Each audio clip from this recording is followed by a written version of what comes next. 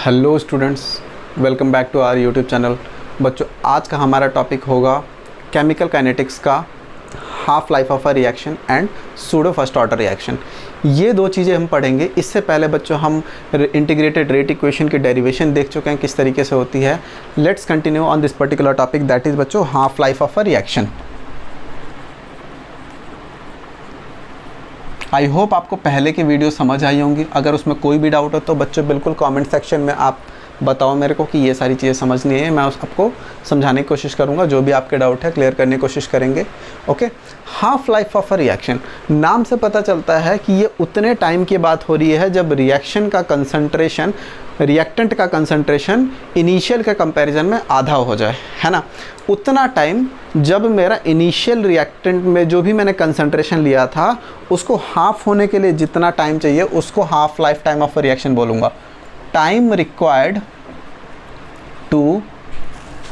Required for reactant to reduce to half of its initial concentration. Initial concentration का half होने में जितना time लगता है किसी रिएक्शन के लिए, उस टाइम को आप क्या बोलते हो बच्चों? Half life time of a reaction. और उसको रिप्रेजेंट करते हो आप टी हाफ से। किसे रिप्रेजेंट करते हो? टी हाफ से।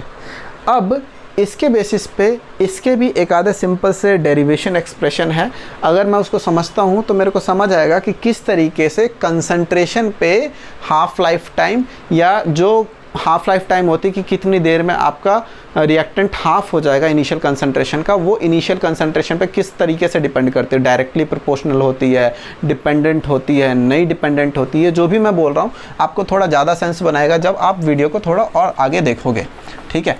तो अब हमें पता है कि हमें पता चल चुका है कि जो half life time of a reaction होती है वो टाइम होती है जब रिएक्टेंट इनिशियल का हाफ हो जाता है, ठीक है। तो अगर मैं इसको ज़ीरो ऑर्डर के पर्सपेक्टिव में पढ़ना चाहूँ बच्चों, तो मेरे को पता है कि ज़ीरो ऑर्डर के लिए मैंने देखा है कि जो रेट होता है, ठीक है, वो बच्चों क्या था? R0 minus R divided by T।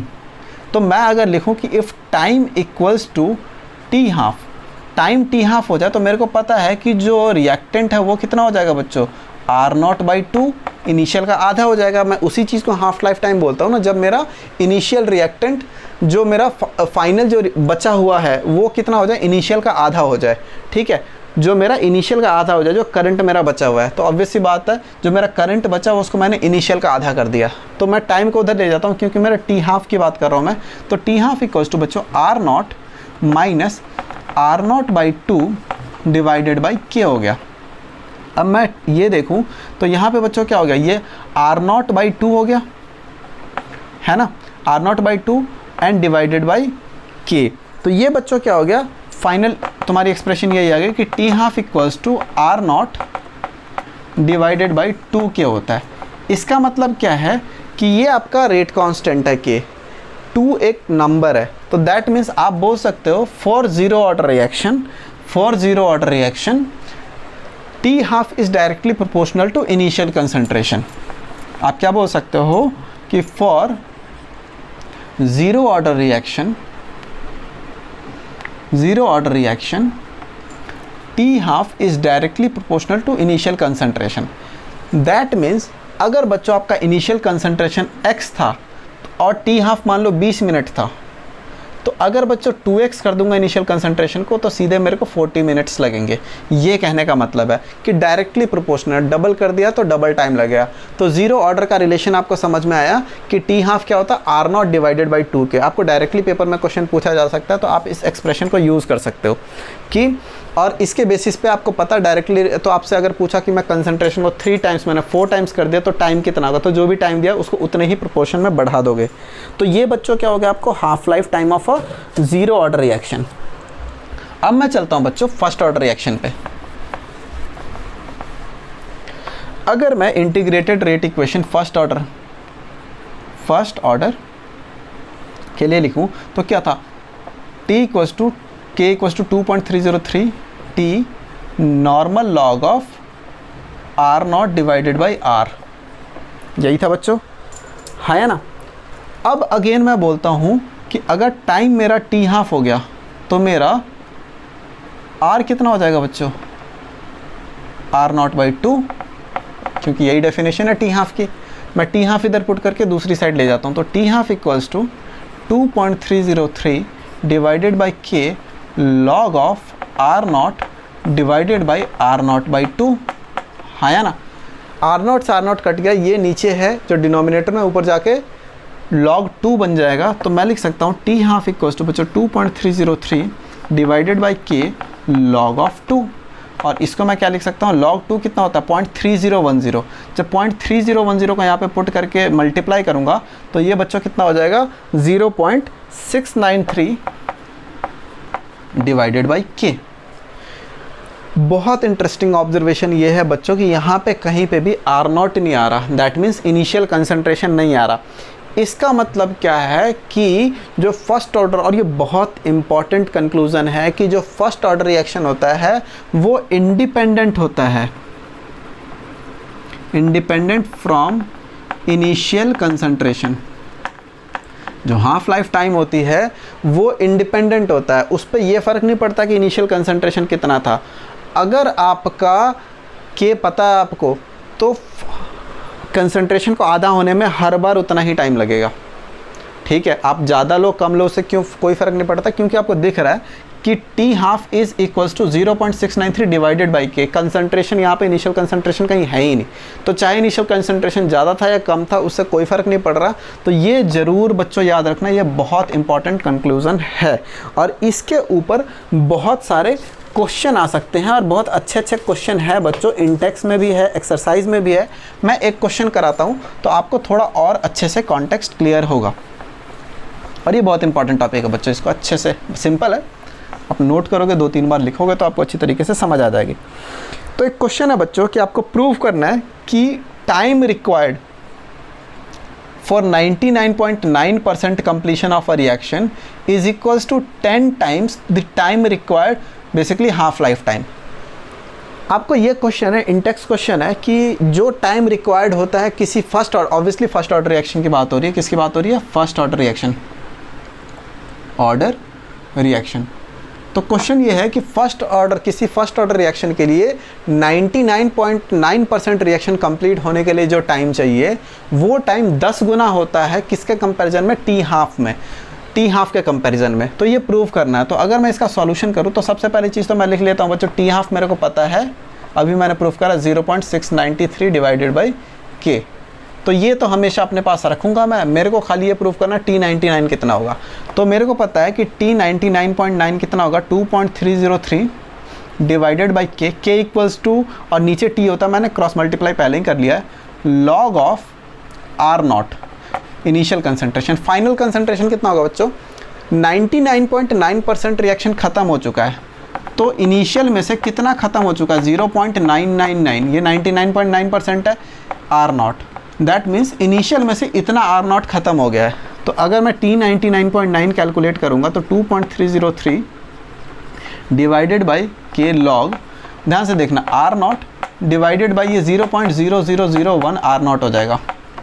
R0 से R0 कट गया, ये कितना होगा, 10 की पावर -3, ऊपर जाके 10 की पावर 3 बच जाएगा, और 10 की power 3 2.303 divided by K log of 10 की पावर 3 हो गई, ऊपर जाके 10 की पावर 3 में log 10 1 हो जाएगा, 3 आगे आ जाएगा, तो ये कितना हो जाएगा, 3 से मल्टीप्लाई करो, 6.909 डिवाइडेड बाई के, ये हो गया।